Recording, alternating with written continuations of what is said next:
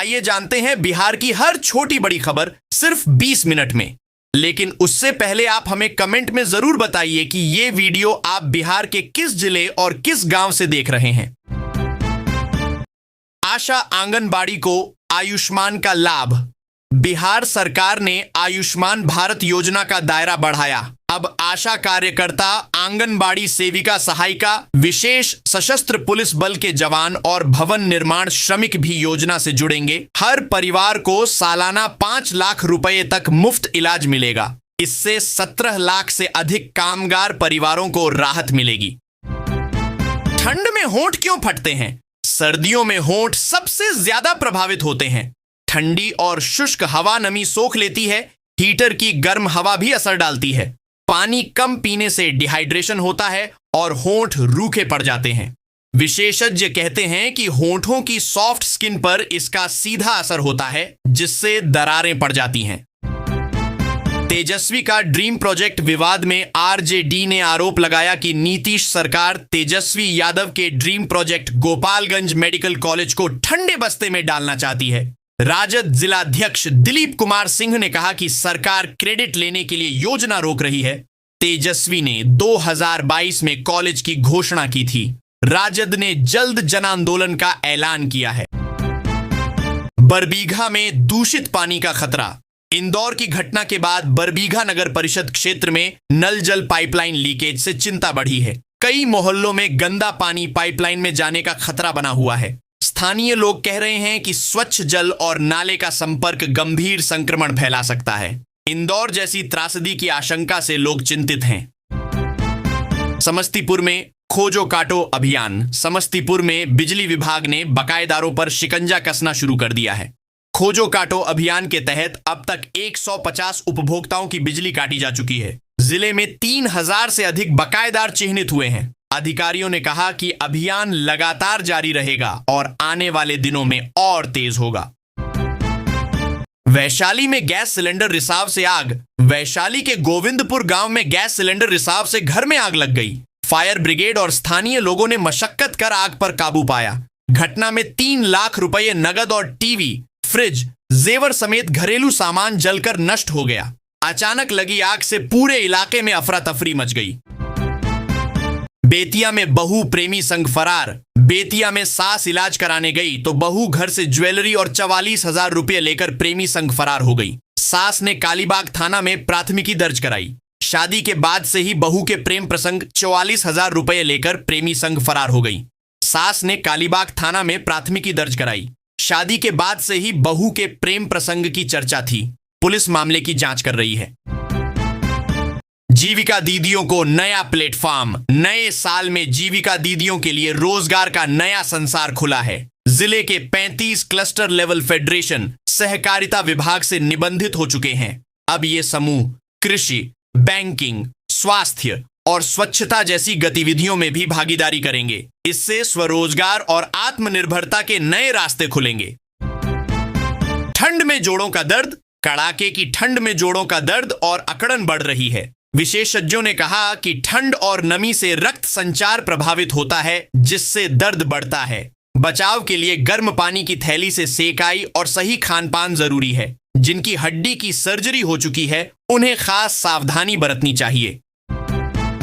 मोतिहारी में आरओबी को मंजूरी। मोतिहारी के एमएस कॉलेज रेलवे फाटक पर जाम से राहत मिलेगी। लंबे समय से अटकी लाइट आरओबी परियोजना को रेलवे की मंजूरी मिल गई है। सांसद राधा मोहन सिंह के हस्तक्षेप के बाद समस्तीपुर मंडल ने क्लियरेंस दिया। तकनीकी अड़चनों को दूर कर अब जल्द निर्माण शुरू होगा। Gorakhpur flyover update. गोरखपुर में ट्रांसपोर्ट नगर से देवरिया बाईपास तक 6 लेन और 4 लेन फ्लाईओवर फरवरी में चालू होंगे। सेतु निगम ने काम तेज कर दिया है। 429 करोड़ की लागत से बन रहे इन फ्लाईओवरों का निर्माण इसी महीने पूरा करने का लक्ष्य है। फरवरी से वाहनों का फर्राटा भरना तय है। गैस गीजर से सावधान। सर्दियों में बंद बाथरूम में गैस गीजर का इस्तेमाल जानलेवा हो सकता है।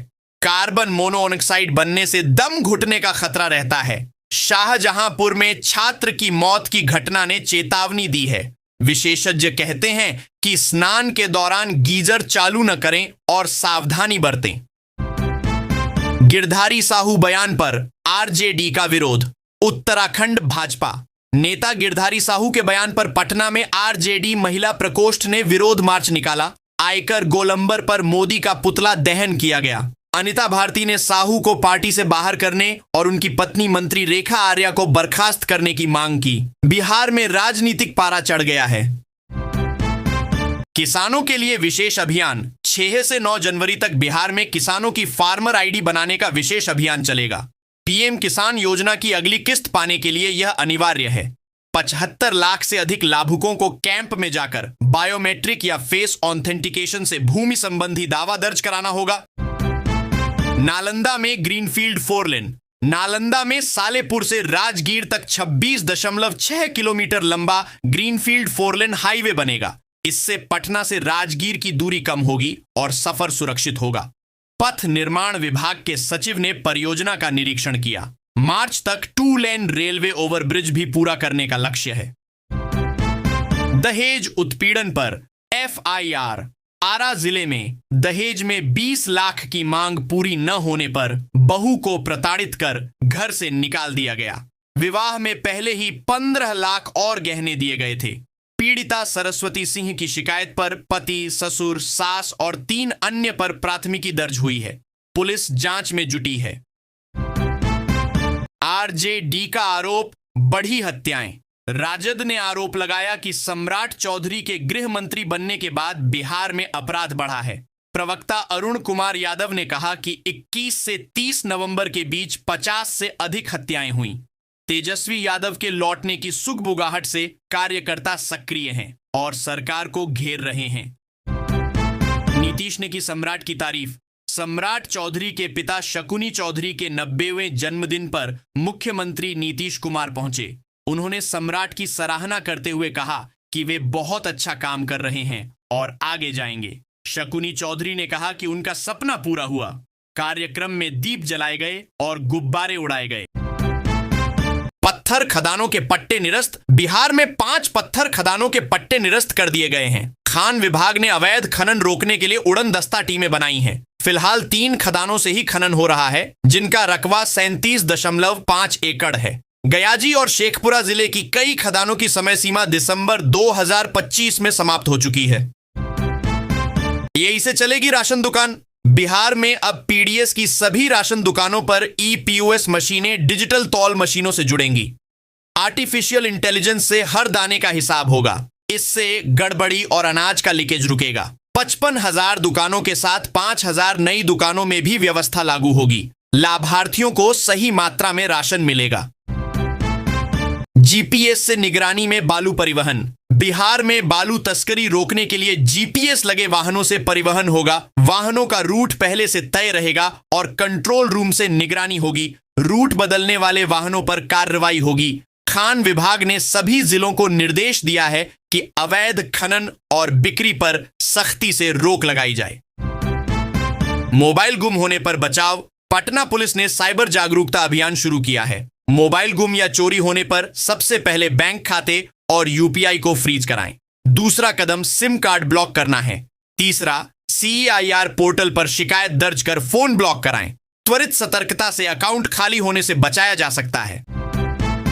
बिहार में कोल्ड डे अलर्ट। बिहार में तापमान तेजी से गिरा है। मौसम विभाग ने पूरे राज्य में कोल्ड डे की चेतावनी दी है। भागलपुर में न्यूनतम तापमान 6.4 डिग्री दर्ज हुआ। पटना में 10.8 डिग्री। खगड़िया, मुंगेर, जमुई और बांका में घना कोहरा छाया रहा। दृश्यता कई जगह 50 मीटर तक रही। लोग ठिठुरन से परेशान हैं।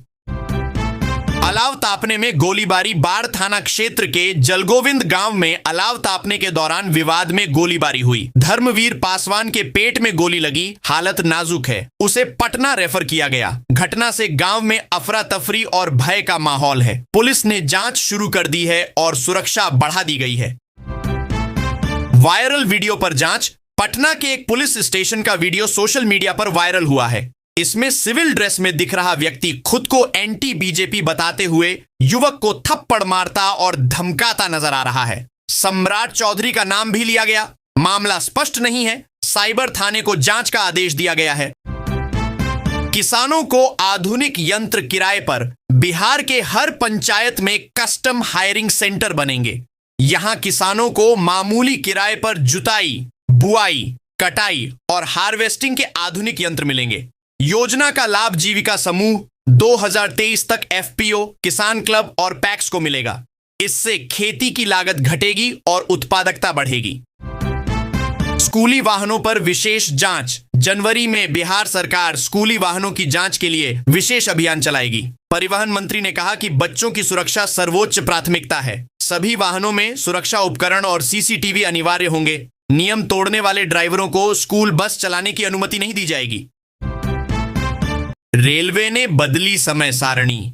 यात्रियों की सुविधा के लिए रेलवे ने 1 जनवरी से ट्रेनों की समय सारणी में बदलाव किया है।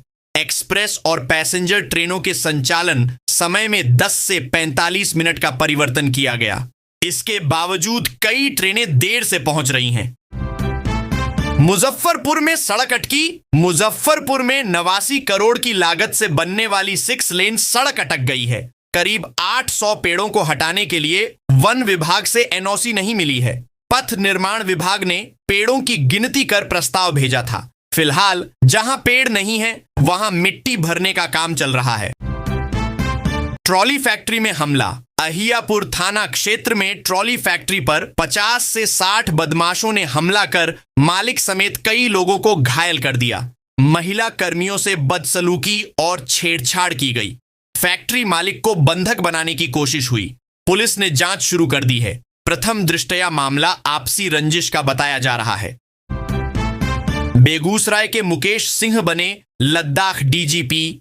बेगूसराय के लाल मुकेश सिंह को लद्दाख का पुलिस महानिदेशक नियुक्त किया गया है। उनके पैतृक गांव मंजौल में खुशी का माहौल है। आईआईटी दिल्ली से इंजीनियरिंग करने के बाद उन्होंने 1996 में आईपीएस ज्वाइन किया। वीरता पुरस्कार प्राप्त मुकेश अपनी मेहनत और काबिलियत से लगातार तरक्की करते रहे हैं।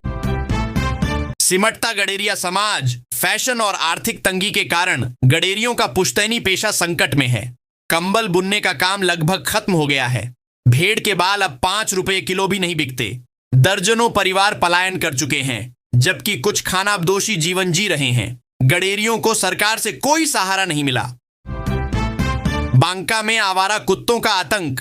बांका में आवारा कुत्तों ने दहशत फैला दी है। हर महीने काटने की घटनाएं शतक पार कर रही हैं। अस्पतालों में एंटी रेबीज डोज के लिए लंबी कतारें लगी हैं। शहर से गांव तक लोग खौफ में हैं। नगर परिषद ने बोर्ड लगाए, लेकिन कुत्ते वहीं जमघट लगाकर प्रशासन को चुनौती दे रहे हैं। थावे में बुलडोजर एक्शन की तैयारी। गोपालगंज जिले के थावे प्रखंड में सरकारी जमीन पर अवैध कब्जे के खिलाफ प्रशासन ने नोटिस जारी किया है।